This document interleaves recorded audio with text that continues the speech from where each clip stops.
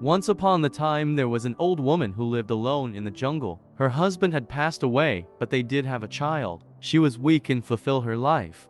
She had to find the firewood in the jungle. Then she sold them in the market to get her food. Although she wasn't poor, but she never approved. Moreover, she worked hard in her old age. She was kind to other. One night, the old woman slept and she dreamt. The dream told that she was hit a moon in the afternoon. She was scared and she run away, but the moon did not leave her go.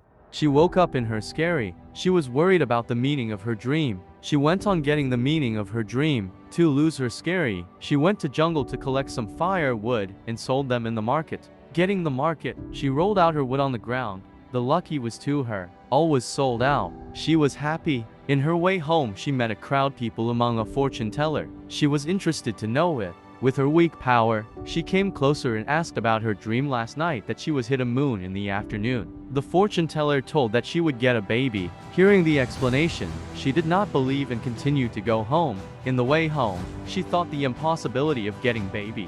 She was old and did not have a husband anymore, and also she did not have much money to fulfill her life. When getting home, she was shocked by two men in front of her door. She asked about the aim of their arrival. They told that they gave a baby in a pack, and she could not open when they had not left her home. She denied because she did not have much money to take care of that baby. They promised would give the one of her while the baby was by her. They suggested her to love the baby as her son. After two men left the home, suddenly the old woman was shocked by baby from the pack. His body was so strange and was not like other baby. His body was like a cooking pot, but his face was the same as other baby. Based on the situation, the old woman called him Joko Kendil. She was still silent and looking Joko Kendil. She thought how she did fulfill their life. In the other hand, she was so old. Year by year, Joko Kendil grew well and clever. It made the old woman love him like her own son. He used to help her in collecting the firewood and carry them to the market.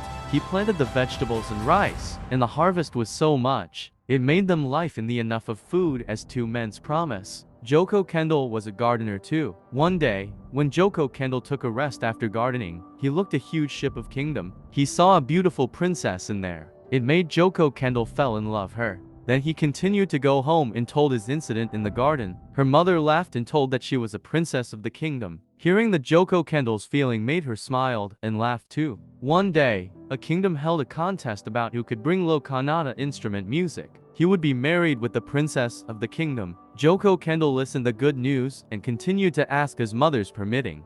His mother was so afraid because it was impossible for him to get the winner. She forbade him, but he had strong aim, so she gave permitting to him to follow it. Joko Kendil and her mother went to the palace to follow the contest. Getting at the palace, all the people looked at Joko Kendil's performance. They thought that he was so strange among them. But Joko Kendil and his mother kept calm in that situation.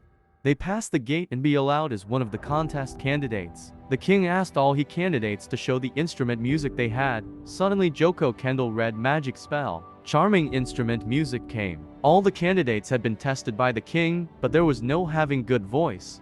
Finally Joko Kendil carried his instrument music and played it slowly, so it flew the beautiful and soft sound. It made all the people there enjoying and hearing. The king believed that it was low Kannada instrument music, and the king chose Joko Kendil as the winner. Based on the announcement, the winner would be married with the princess. It made Joko Kendil was so happy.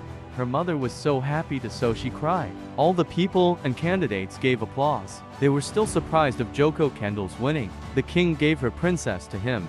The wedding of Joko Kendil and the beautiful princess came.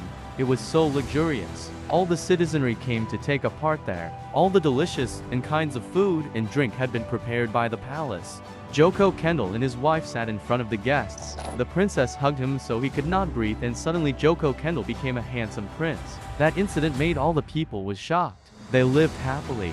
The king told that Joko Kendil was punished by his father because he broke the regulation of the kingdom, and Joko Kendil would come back in his body when he was hugged after getting married.